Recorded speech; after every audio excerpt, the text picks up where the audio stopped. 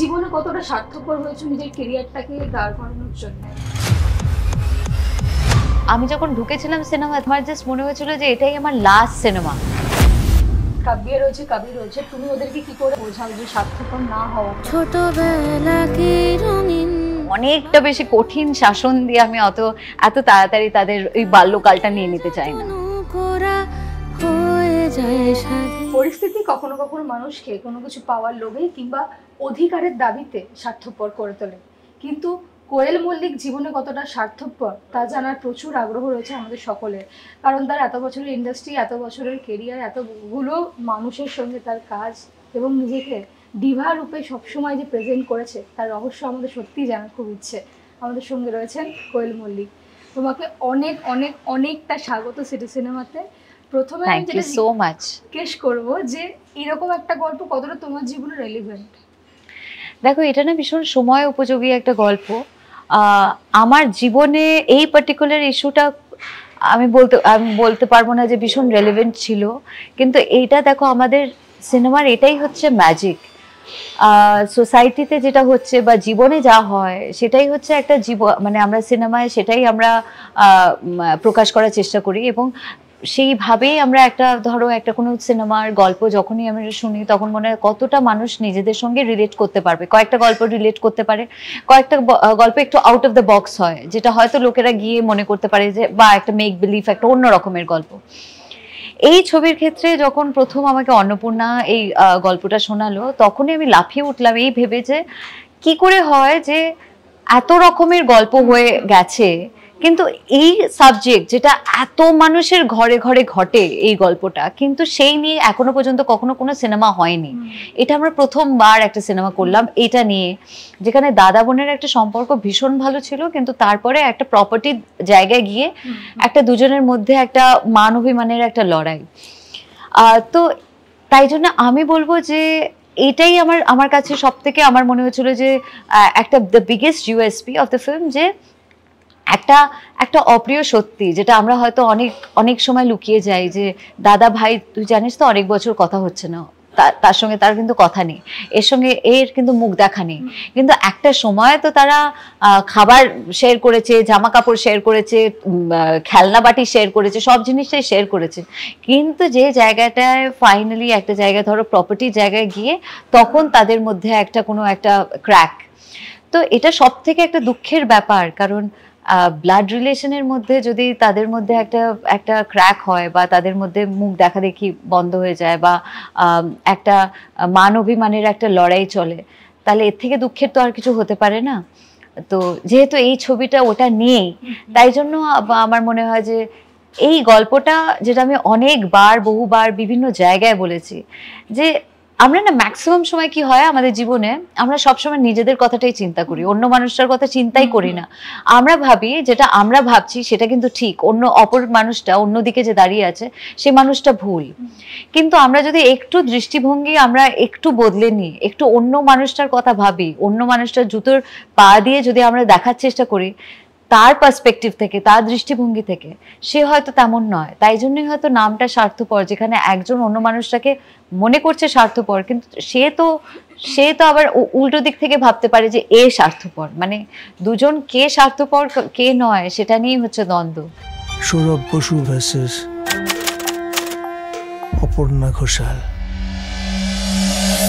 করে দেখা এখন তো কাব্যে রয়েছে, কবি রয়েছে, তুমি ওদেরকে কি করে মেনটেন করো বা কি করে বোঝাও যে স্বার্থপর না হওয়াটা, বা কোনো কিছু যেমন এখন ওরা ছোট, তো কোনো কিছু এক্সাইটেড হয়ে গেলে বা কোনো কিছু খুব ওদেরকে খুব অ্যাট্রাক্ট করলে একটা গাছের পাতাও সামান্য হতে পারে, সেটা ছিঁড়ে নেয় বা তুলে নিতে পারে, তুমি তখন কতটা বোঝাও যে এইভাবে এটা করতে নেই বা স্বার্থপরতা নিজের মধ্যে আনতে নেই, কতটা ওদেরকে বোঝাও বা তুমি কতটা? দেখো, আমার মনে হয় সংবেদনশীল হওয়াটা তো ভীষণ জরুরি, অন্য মানুষটার কথা ভাবাটা তো ভীষণ জরুরি, এবং কম্প্যাশনেট বা লাভিং বা কেয়ারিং বা কাইন্ডনেস যেটাকে বলে, তো সেটা আমার মনে হয় অন্য কিছু পড়াশোনা করানোর আগে আমার মনে হয় মা বাবাদের প্রথম দায়িত্ব হচ্ছে ছেলে মেয়েদের ওই জিনিসটাকে শেখানো, যে সেই মানুষটা কি করে অন্য মানুষদের কে ভালো রাখবে, নিজেও ভালো থাকবে, তার এরকম বলছি না যে এখন একটা ভীষণ টার্ম উঠেছে পিপল প্লিজার হো না। পিপল প্লিজার মানে হচ্ছে অন্য মানুষকে খুশি করবার জন্য তুমি তোমার নিজের জায়গা থেকে অনেকটা তুমি ধরো দিয়ে দিলে, পুরো উজাড় করে দিলে নিজেকে, আর তুমি মানে ভীষণই অন্যদের তুমি মানে প্লিজ করে বেড়াচ্ছ, সেটা হো না। কিন্তু আমার বলার বক্তব্য, একা একা ভালো থাকা যায়? তুমি যদি কাছের মানুষদের, দেখো পৃথিবীর সবাইকে একসঙ্গে ভালো রাখা তো অবভিয়াসলি সম্ভব নয়, বা আনন্দে রাখাটা সম্ভব নয়। তুমি তোমার দিক থেকে অনেকটা ট্রাই করতে পারো, কিন্তু যারা হয়তো ভেবেই রেখেছে যে তারা অতটা তোমাকে ভালোবাসা দিতে পারবে না, তারা তাদের দিক থেকে যেমন, কিন্তু তোমার দিক থেকে তুমি তোমার অন্তত একটা তো বেসিক দায়িত্ববোধ কাজ করে, বা একটা কোনো কর্তব্য কাজ করে যে আমার কাছের মানুষ যারা, তাদেরকে ভালো রাখা, সেটা তো আমাদের সবাইকার একটা বেসিক রেসপন্সিবিলিটি, একটা বেসিক, সব থেকে ছোট। আর একা একা তো আনন্দে থাকা যায় না। কাছের মানুষদের তুমি যদি না ভালো রাখতে পারো, তাহলে একা একা ভালো থাকা যায় না, সেটা অন্তত আমার সেটা বিশ্বাস, এবং সেই বিশ্বাসেই আমি মানুষ হয়েছি, আমি বড় হয়েছি সেই বিশ্বাসে। তো আমি কবির কাবিয়ার ব্যাপারটাও একই, যে যখনই চোখের পাতা যখন পড়ে, এক্সাম্পল দিচ্ছি, যখন চোখের পাতা পড়ে, একটা উইশ, যেরকম আমরা বলি না একটা উইশ করো, তো সেরকম ভাবে কবিরের উইশটাই প্রথম থাকে যে থ্যাংক ইউ, যে তুমি আমাদের পুরো পরিবারকে ভালো রেখেছো, আনন্দে রেখেছো, সুস্থ রেখেছো, থ্যাংক ইউ। এটা আমার মনে হয় একটা বেসিক প্রেয়ার, যেটা শুধু তোমার নিজের জন্য করো না, সেটা থেকেই আমার মনে হয় মা বাবাদের একটা ব্যাপার, যে ছোট বয়স থেকেই সবাইকে বোঝানো যে তুমি শুধু তোমার নিজের জন্য নয়, তুমি সবাইকার জন্য। এবং সেই জিনিসটা যত সবাই ভাবতে শুরু করবে সবাইকার জন্য, ততটাই কিন্তু সবাই ওদের জন্য ভাবতে শুরু করবে। মানে কারণ একটা ইমোশন তো একটা রেসিপ্রোকেশনের উপরে অনেকটা ডিপেন্ড করে। তো আমি অনেকটা উজাড় করে দিলে তারপরে অন্য মানুষরাও হয়তো অনেকটা, যেরকম ছোট বয়সে আমার দিদা আমাকে ভীষণ ভালো কথা বলেছিলেন যে লাইফ ইজ অ্যান একো। তো আমি তখন বুঝতে পারিনি লাইফ ইজ অ্যান একো, ছোট্ট বয়সে তখন যে প্রতিধ্বনি যাকে বলে, জীবনটা একটা প্রতিধ্বনির মতন। তুমি যত মানুষকে বলবে আমি তোমায় অনেক ভালোবাসি, তো সেখানে আমি তোমায় ভালোবাসি, আমি তোমায় অনেক ভালোবাসি তুমি শুনতে পারবে। আর আমি তোমায় ভালোবাসি না তুমি যদি বলো, তাহলে আমি তোমায় ভালোবাসি না ততটাই তুমি শুনতে পাবে। তা আমার মনে হয় সেটা আমি মনে প্রাণে সেটাতেই বিশ্বাস করি। আমার দিদাকে আমি ক্লাস 2 অবধি পেয়েছিলাম, কিন্তু তার টিচিংগুলো আমার সঙ্গে এখনো থেকে গেছে, কারণ উনি আমার সব থেকে প্রিয় মানুষ ছিলেন। তো আছেনও এখনো, যেখানেই আছেন সেখানেও এখনো। তো তো যাই হোক, তো ব্যাপারটা তাই আমার মনে হয় জীবনটা একটা প্রতিধ্বনির মতন, অনেক অনেক ভালোবাসা দিলে অনেক অনেক ভালোবাসা পাওয়া যায়। আর তুমি কি কাব্যা বা কবিরের ক্ষেত্রে অনেকটা স্ট্রিক্ট, নাকি যেরকম এখন তোমাকে দেখছি সেরকম ভাবেই বন্ধুর মতো তুমি মেশো? না গো, ছেলে মেয়েদের সঙ্গে আমার মনে হয় একটা সময় পর্যন্ত ডেফিনেটলি ওদের তো বন্ধু থাকবেই জীবনে, কিন্তু মা বাবারা তাড়াতাড়ি বন্ধু হওয়াটা কতটা ঠিক ভুল আমি তার মধ্যে যাব না। আমি অন্তত আমি জানি যে আমি খুব একটা এখন মা হিসেবেই আমি যথেষ্ট শাসনে রাখি, কারণ আমার মনে হয় এই বয়সে শাসন যদি না করি তাহলে আবার কোন বয়সে শাসন করা যাবে, কারণ এটাই হচ্ছে মেন মোল্ডিং পিরিয়ড, যেখানে হচ্ছে আমার ছেলে মেয়ে তো অবভিয়াসলি তারা তো বুঝবে না দোষ গুণ বা ঠিক ভুলের ব্যাপারটা একদমই জানতে পারবে না। সেটা আমার মনে হয় অনেকটাই মা বাবার উপরে বর্তায়, যে কতটা সে তার ছেলে মেয়ের মধ্যে সেই প্রিন্সিপালস বা ভ্যালিউজ বা মরালসগুলো কিভাবে তাদের মধ্যে ইনজেক্ট করতে পারবে। আমার মনে হয় আমার মা বাবার কাছ থেকে অনেক কিছু শিখেছি, অনেক অনেক অনেক শিখেছি। সেখান থেকে আমি অনেকটা মোটিভেটেড হয়েছি যে আমি আমার ছেলে মেয়েকে কী কী শিক্ষা দেব, সেখান থেকে আমি অনেকটা আমার জ্ঞান সেখান থেকে।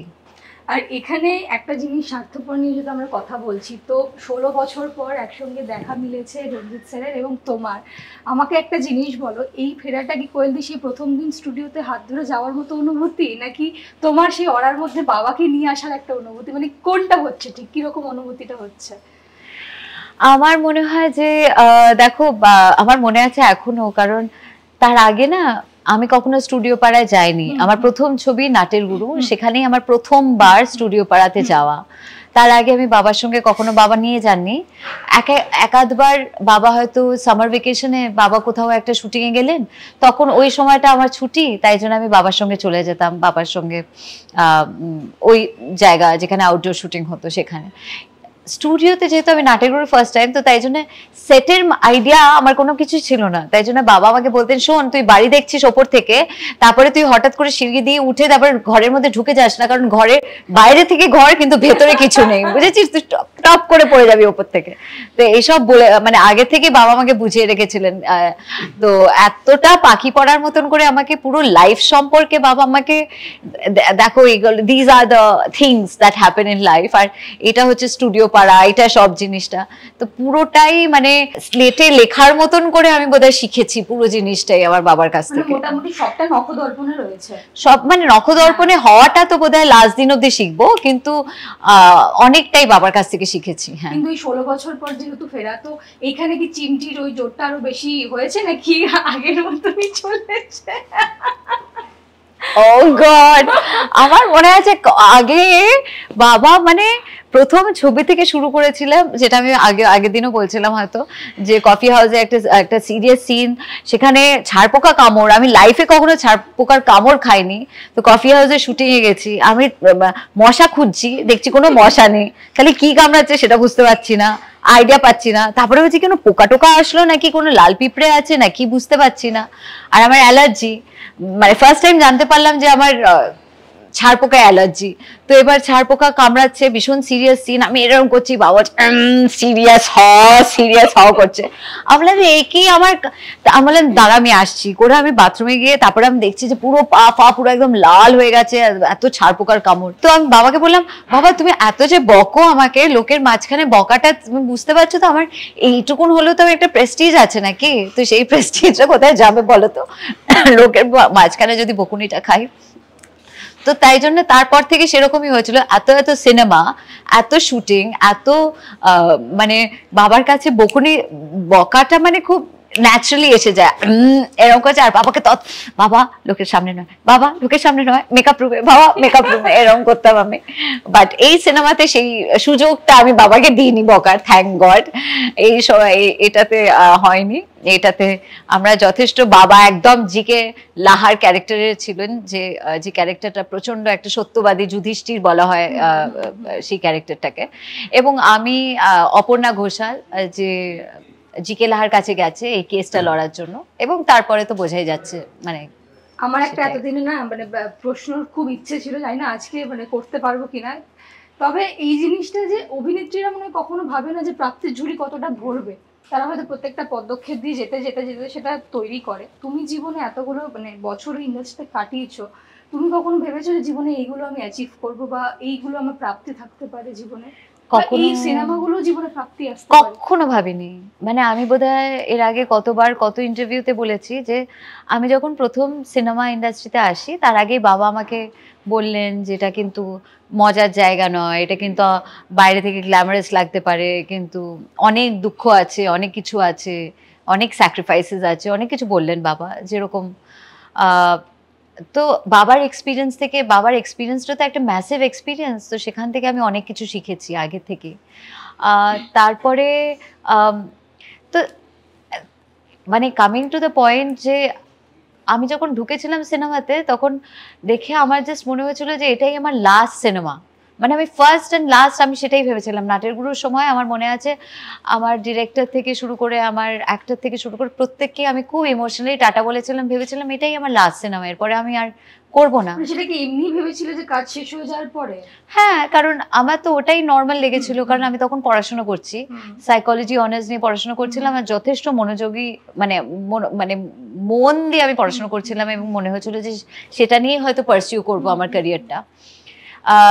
ক্যারিয়ার করব সেটা আমি সবসময় জানতাম, কারণ আমার মা ছোট বয়স থেকে শিখিয়েছিলেন যে ক্যারিয়ার করাটা ভীষণ জরুরি, প্রত্যেকটা মহিলার জন্য, প্রত্যেকটা মেয়ের জন্য, বা ছেলে মেয়ে নির্বিশেষে একটা ক্যারিয়ার থাকা ভীষণ দরকার। তো তাই জন্য সেটা ছোট বয়স থেকে আমার মা আমাকে বলেছিলেন। তা ক্যারিয়ার করব আমি জানতাম, কিন্তু কখনো জানতাম না এই প্রফেশনে এসে আমার ক্যারিয়ারটা হবে। তো প্রথম সিনেমা যখন করেছিলাম ভেবেছিলাম ভগবানের ইচ্ছে একটা সিনেমা পেয়ে গেছি, কিন্তু তারপর যখন একটার পর একটা সিনেমা আসতে শুরু করলো তখন কিরকম একটা মানে উইদাউট আ প্ল্যান, যেটা বলে না যে he is the biggest planner, আমরা ভাবি আমরা প্ল্যান করছি কিন্তু আমরা কিছুই প্ল্যান করি না, ওনারই হাতে আমরা অনেক কিছু এই করছি। তো সেসবই আমার মনে হয়, তাই একটা ছবির পরে আরেকটা ছবি, তারপরে এখন যখন আমি ঘুরে তাকাই তখন মনে হয় 20 বছর কাটিয়ে ফেলেছি, এত এত বছর, এবং এত বছরে এত এত সিনেমা, 50-এর ওপর ছবি আমি এখন মানে অগুন্তি, আমি ছবিটা এক্স্যাক্টলি আউট অফ কাউন্ট চলে গেছে, 50-এর ওপর আমি জানি। But it's been a beautiful journey গো, কারণ আমার মনে হয় এই জার্নিটা একদমই হতে পারতো না, যেটা আমি মনে প্রাণে বিশ্বাস করি, যে এত মানুষের আশীর্বাদ এবং এত মানুষের ভালোবাসা ছাড়া আমি এখানে আমার মনে হয় না আমি করতে পারতাম। কারণ আমি ওই অ্যাম্বিশন নিয়ে আমি আসিনি এই ইন্ডাস্ট্রিতে, আমি এসেছিলাম মানুষের ভালোবাসা পাওয়ার জন্য, কিন্তু এতটা মানুষের ভালোবাসা পাবো সেটা আমি স্বপ্নেতেও ভাবতে পারিনি। আর আরেকটা জিনিস, যখনই তুমি থাকো কোনো রকম কোনো স্ট্যান্ডেল থাকে না, কোনো রকম কোনো মানে কড়া শব্দের হেডলাইন থাকে না। কোয়েলদি কি করে এটা মেনটেন করা যায়, মানে কোনো রকম কোনো খারাপ শব্দ, কোনো রকম কোনো খারাপ রিভিউ ছবির, এবং তোমার প্রত্যেকটা ছবি যদি দেখা যায় প্রত্যেকটা হিট, প্রত্যেকটা নিয়ে মানুষের একটা ভালো রিভিউ, একটা ভালো পারসেপশন তারা সোশ্যাল মিডিয়াতে শেয়ার করেছে। তুমি এটা কি করে মেনটেন করো, বা কি মনে হয় এই বিষয়গুলো দেখে? দেখো, আমি একদম কিছুই মেনটেন করি না, এটা পুরোটাই ওনাদের ভালোবাসা, ওনাদের আশীর্বাদ। কারণ আমি শুধু আমার মন, দেখো আমার কাজ হচ্ছে আমার সততা দিয়ে আমি আমার কাজ করি। আমি ভগবানের নাম করে বলতে পারি যে আমি যা কাজ করেছি আজ পর্যন্ত উইথ অ্যাবসলিউট অনেস্টি কাজ করেছি। তো সেটাই আমার মনে হয়, সেটা নিয়েই আমি এতদিন ধরে চলেছি, আর এটা ধরেই আমি চলবো। এটা ছাড়া আমি আর কিছুতে বিশ্বাস করি না। আমার মনে হয় there is no shortcut to success.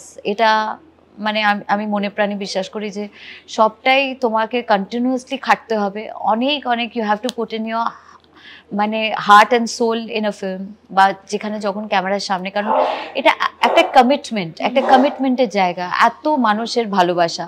তো সেটা আমার উপরেও সেই দায়িত্বটা বর্তায় যে আমি এত মানুষের আস্থার জায়গাটা যাতে আমি রাখতে পারি, এটা আমার রেসপন্সিবিলিটি। তো সেটা আমার কাছে আমার একটা কমিটমেন্ট। তো বাকিটা তো তাদের হাতে, মানে আমি মার্কস কত পাবো সেটা তো আমার হাতে নেই, আমি আমার কাজটা করে গেলাম, মার্কসটা তো ওনাদের হাতে আছে। আর যখনই এরকম কোয়েলদি থাকে সঙ্গে, এবং স্বার্থপর নিয়ে যেহেতু আমরা আজ কথা বলবো, তুমি জীবনে কতটা স্বার্থপর হয়েছো নিজের কেরিয়ারটাকে দাঁড় করানোর জন্য, মানে আদৌ কি হয়েছো? আমি শান্তির ব্যাপারে স্বার্থপর, এইটুকুন বলতে পারি। আমি জীবনের শান্তির জন্য যা যা দরকার, কারণ আমার মনে হয় মাই মেন লাইফের মেন পার্ট হচ্ছে শান্তি, এবং সেই শান্তির জন্য যা যা দরকার সেটা আমার অটোমেটিক্যালি, বলে না যে অঙ্কের এই মার্কসটা মেলানোর জন্য তোমাকে বাকিটা সব জিনিসটা করতে হবে এই মার্কসের জন্য। আমার মনে হয় আমার ফাইনালি ইকুয়াল টু শান্তি। এই শান্তির জন্য যা যা যা যা করা উচিত আর করা দরকার বলে মনে হয়, আমি শুধু ওই দিকটাই জানি, আমি বাকি অন্য কোনো রুট জানি না, আমি ওই একটা রুটই জানি। মেইনটেইন করো তুমি, মানে বাদ বাকি আর কোনো দিকে আমরা দেখেছি তোমাকে না দেখতে, তুমি একদম ফোকাস, এবং শান্তির কথা যখনই আসে তখনই কোয়েলদির নামটাই আসে। আমি জানি না গো, এটা আমি কোনো উত্তর দিতে পারবো না, কারণ এটা তো কোনো ক্যালকুলেশন নেই। এটা তো শুধু এটাই একটা যে আমার মনে হয় জীবনটা খুবই সুন্দর, এবং অনেকেই হয়তো দায়িত্ব নিয়ে হয়তো জিনিসটাকে একটু কমপ্লিকেট করে, তারপরে বলে যে কেন কমপ্লিকেটেড হয়ে গেল। কিন্তু আমার ব্যাপারটা আমার মনে হয় যে সব জিনিসটাই আমি ইনস্টিংক্টে বিশ্বাস করি। এটা আমি আগের দিনও একটা জায়গায় বলছিলাম যে আমি ভীষণ ইনস্টিংক্টে বিশ্বাস করি। আমার মনে হয় প্রত্যেকটা মানুষের একটা ইনস্টিংক্ট আছে, প্রত্যেকটা মানুষের আছে, এবং সেই ইনস্টিংক্ট ভেতর থেকে তোমাকে একটা আনসার দেবে যে কোনো জিনিসে, ঠিক ভুল যা হোক না কেন। একটা না সবসময়, আর ইনস্টিংক্টের কথা তুমি যদি একবার শোনা বন্ধ করো তাহলে ইনস্টিংক্ট আর কথা বলবে না তোমার সঙ্গে, এটা আমার পরিষ্কারভাবে, এটা আমার বিশ্বাস। আর আমি ইনস্টিংক্টে চলি, আমার মনে হয় যে ইনস্টিংক্টটা আমাকে বলছে সেটা সততা দিয়ে একদম ক্লিয়ারলি আমি সেটা নিয়ে চলি, সেটা যদি ঠিক সেটা ওটা নিয়েই আমি চলি। আমি ইনস্টিংক্ট কখনো ভুল কথা বলে না, সেটা নিয়েই আমি আমার লাইফটা আমি ওইভাবে লিড করেছি। এই বর্তমান সময় দাঁড়িয়ে বাংলা ছবির একটা হই উঠেছে, এবং 2024 থেকে সেটা শোনা যাচ্ছে।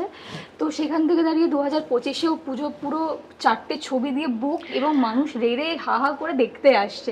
সেখান থেকে কোয়েলদি কোনো কিছু যখন বড় হয় তখন তার প্লাস পয়েন্টও থাকে, আবার মাইনাস পয়েন্টও থাকে। এইবার বাংলা ছবির যে কটাক্ষ বা যেই রেড়ে করে বিরূপ মন্তব্যগুলো আমরা দেখেছি, সেইগুলোকে নিয়ে তুমি কি বলবে? মানে একদিকে বাংলা ছবির পাশে মানুষ দাঁড়াবে বলে একটা বড় বড় আমরা হেডলাইন দেখছি, আবার আরেক দিক থেকে মানুষের বিরুদ্ধেই এরকম কটাক্ষ, বা যাদের ছবি তাদের বিরুদ্ধে এরকম কটাক্ষ। তুমি এগুলো কিভাবে দেখো? দেখো, এমনি তো আমার পুজোর কটা দিন তো পুরোটাই আমার বাড়িতে কাটানো, কিন্তু অবভিয়াসলি একটা ওপর আমি মোটামুটি জানি, খুব বেশি ডিটেলে আমি জানতে পেরেছি তেমন নয়, কিন্তু একটা ওপর মোটামুটি। সেই ব্যাপারে আমার শুধু একটাই বলার আছে যে ফিল্ম ইন্ডাস্ট্রি তো আমার একটা সেকেন্ড পরিবারের মতন, রাইট? কারণ আমি 20 বছরের ওপর সংসার করেছি তাদের সঙ্গে।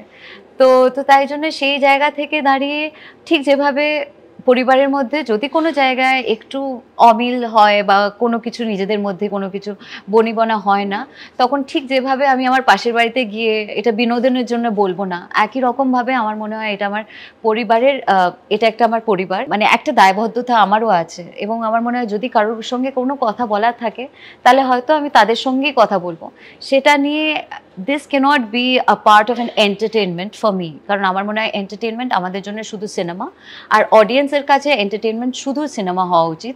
তার বাইরের গসিপের পার্টটা আমার মনে হয় আমি যেরকম এনজয় করি না, আমিও চাইবো না যে আমার থ্রু দিয়ে সেটা কোনোভাবে এন্টারটেন করি অডিয়েন্সকে। অ্যাবসলিউটলি। এইখান থেকে একটা জিনিস যে তুমি কি প্রচন্ড স্ট্রিক্ট ব্যক্তিগত জীবনে, মানে কোয়েল দিকে প্রচন্ড স্ট্রিক্ট নিজের ক্ষেত্রে? আমি স্ট্রিক্ট বলতে আই লাইক ডিসিপ্লিন, আমি ডিসিপ্লিনটাকে ভালোবাসি। আমার মনে হয় আমি একটা ডিসিপ্লিনে থাকি বলেই হয়তো আমি আমার জীবনটা অনেকটা ডুজ অ্যান্ড ডোন্টসটা ক্লিয়ার থাকে। আমার মাঝখানে কোনো ওই শেডটা থাকে না যে এটাও করতে পারি ওটাও করতে পারি, সেটার মাঝখানটা আমি দেখি না। আমার মনে হয় যেগুলো ডুজ সেগুলো ডুজ, যেগুলো ডোন্টস, যেগুলো উচিত নয় সেটা উচিত নয়, যেটা প্রথম থেকে উচিত নয় ছিল এখনও উচিত নয়ের মধ্যেই আছে। তো সেই জিনিসটা আমার কাছে ভীষণ ক্লিয়ার।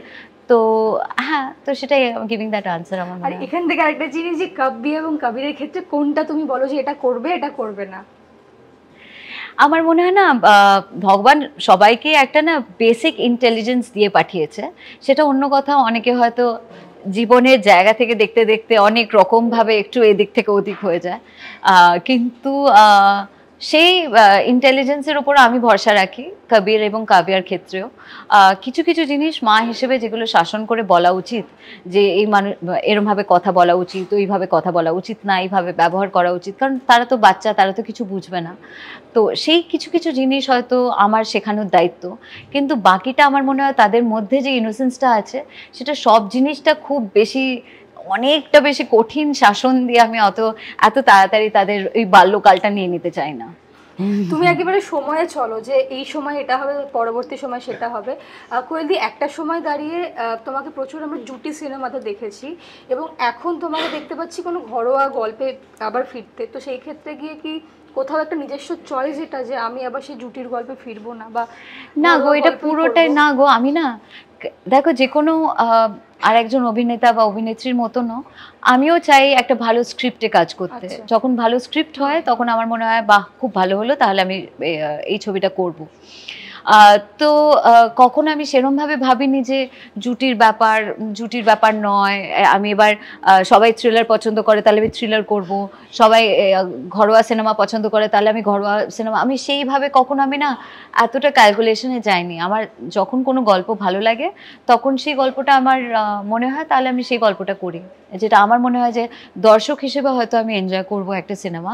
যেরকম স্বার্থপর আমার মনে হয় আমার ক্যারিয়ারে একটা এত ইম্পর্ট্যান্ট একটা সোশ্যাল মেসেজ, সেই রকম মেসেজ মানে আমার মনে হয় আমার ক্যারিয়ারে আমি কখনো এর আগে এই ধরনের সিনেমা করিনি। দেখো, এন্টারটেনমেন্ট তো আছেই, প্রত্যেকটা cinema finally it's all about entertainment, কিন্তু স্বার্থপরের ব্যাপারে একটা খুব ইম্পর্ট্যান্ট সোশ্যাল মেসেজ দিচ্ছে, সেটাই আমার কাছে সব থেকে বড় পাওনা। আমার মনে হয় যে এটা যদি কয়েকটা মানুষকেও যদি ভাবায়, বাড়িতে ফিরে যদি ভাবায় যে না, আমি তো আমার মতন ভাবছি, আমি যদি সেই মানুষটার কথা ভেবে ভাবি তাহলে কীরকম, তো সেটাও যদি ভাবায় তাহলেও আমার মনে হয় আমাদের ছবি করাটা সার্থক হবে। আর বাবার সঙ্গে কি করে আবার সেই 16 বছর পর ফেরা?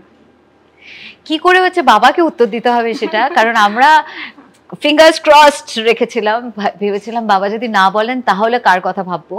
কারণ জিকে লাহার সঙ্গে বাবার ক্যারেক্টারটা ভীষণ মেলে, মানে একটা মানুষ হিসেবে আমি এত ক্লোজলি, আমার থেকে ক্লোজ তো কেউ দেখেনি, কারণ বাবা তো ছোট বয়স থেকে বড় হয়ে ওঠা, এবং বাবাকে এত বেশি প্রিন্সিপালড, এত বেশি মরালি স্ট্রং একটা মানুষকে দেখেছি যে হয়তো অনেক কিছু না পেলেও চলবে কিন্তু তার এথিক্স থেকে নড়বে না, সেরকম একটা ক্যারেক্টার।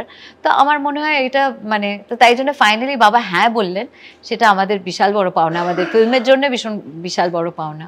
কারণ অনেক রকমভাবে আমরা যখনই স্ক্রিপ্ট শুনছিলাম তখনই বাবার কথাই আসছিল, এবং ফাইনালি ভাবছিলাম যদি বাবা নাও করেন তাহলে কি হবে, কারণ তখনও পর্যন্ত বাবাকে অ্যাপ্রোচ করা হয়নি, কারণ ফাইনালি সেই ড্রাফটটা অত অবধি যায়নি বলে।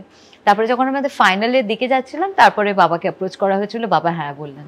আর তুমি তখনই বললে যে আমি একটু ভালো গল্প দেখি, তো সেই ক্ষেত্রে অন্নপূর্ণাদের সঙ্গে এটা প্রথম কাজ, এবং যখনই প্রথম কোনো কিছু আসে তখনই একটা দোটানা কাজ করে যে কতটা বেটার হবে এবং পরিচালকের দৃষ্টিভঙ্গি কি, উপস্থাপনা কি হবে। তুমি কি এগুলো নিয়ে একবারও ভেবেছিলে নাকি পুরো গল্পটার মধ্যেই ইনভলভ ছিলে? আমি পুরো গল্পটার মধ্যে ডেফিনেটলি ইনভলভ ছিলাম, কারণ প্রথমে যখন গল্পটা শোনানোর জন্য অন্নপূর্ণা এবং সদীপ, যে ভীষণ সুন্দর স্ক্রিপ্ট লিখেছেন আমাদের, তো ওরা দুজন যখন এসেছিল আমার কাছে, তখন আমি একদম লাফিয়ে উঠলাম, বললাম যে এই গল্পটা কি করে হয় যে এরকম গল্প আগে হয়নি। মানে ইন্ডিয়ান সিনেমাতে আমি দেখো, ইন্ডিয়ান সিনেমার ব্যাপারটা আমার জানা নেই, কোথায় কি হতেও পারে, কোনো একটা স্টেটের যদি এরকম কোনো গল্প হয় বা কোনো অন্য কোনো ল্যাঙ্গুয়েজে গল্প হয় যেটা আমার জানা নেই, সেটা হতে পারে। কিন্তু বাংলাতে অন্তত এরকম ধরনের গল্প এর আগে কখনো হয়নি যতদূর আমার জ্ঞান। তো এবং তার মধ্যে এরকম যখন এই গল্পটা বলা হলো তখনই আমার মনে হলো যে এটা এতটা রিয়েল একটা গল্প, এতটা রিয়েল, মানে যেখানে আমার মনে হয় অনেকদিন পরে আমাদের ইন্ডাস্ট্রি একজন ভীষণ ভীষণ সেন্সিটিভ ফিল্ম মেকারকে পেতে চলেছে, এবং সেটা ডেফিনেটলি অন্নপূর্ণা। আর কয়েকটা জাস্ট দুটো প্রশ্ন, যে কোয়েলদি তুমি কখনোই ইঁদুর দৌড়ে বিশ্বাসী নাও, তুমি ধীরে ধীরে ধীরে ধীরে ভালো গল্পের মাধ্যমে এসছো, এটা কি কখনো তোমার নিজের স্ট্র্যাটেজি মেনটেন করার একটা ধরন, নাকি এটার জন্য আবার কখনো ভয় হয় যে না আমি বাকিদের থেকে পিছিয়ে পড়ছি কিনা? না গো, আমার যেটা তোমাকে বললাম যে আমার মনে হয় জীবনের সংজ্ঞাটাই একদম আলাদা। ইঁদুর দৌড় হলে তো আমিও ইঁদুর হয়ে যাব, তো সেটা আমি বিশ্বাসী নই, সেটাতে আমি বিশ্বাসী একদমই নই, প্রথম থেকে ছিলাম না, এখনও নই। যেটা আমি কাজ করি সেটা হচ্ছে যে আমি যা কাজ পাই সেটা আমি সততা দিয়ে করার চেষ্টা করি, মন দিয়ে করার চেষ্টা করি, with my best intention and effort and with a lot of hard work. এটা ছাড়া তাছাড়া তো আমার আর রেজাল্টের ওপর আমার কোনো হাত থাকে না, আর পারবো না হাত রাখতে, তো তাই জন্য সেটা নিয়ে আর বেশি চিন্তা করি না। তো তাই জন্য এটা কখনো কোনো স্ট্র্যাটেজি ফলো করিনি, কারণ স্ট্র্যাটেজি লাইফটা এত সুন্দর, তার মধ্যে এত এক্সট্রা স্ট্র্যাটেজি ঢুকে আমি জিনিসটাকে আর ওই করতে চাই না। আর শেষ প্রশ্ন, যে স্বার্থপরের মতো গল্প যেটা প্রত্যেকটা মানুষের বাড়িতেই হয়তো হয় কখনো না কখনো, কিন্তু এরপর বা পরবর্তী বছরে, পরবর্তী সময় বা আরো 2-3 বছর পর তুমি কি আবার সেই জুটির গল্প নিয়ে ফিরবে?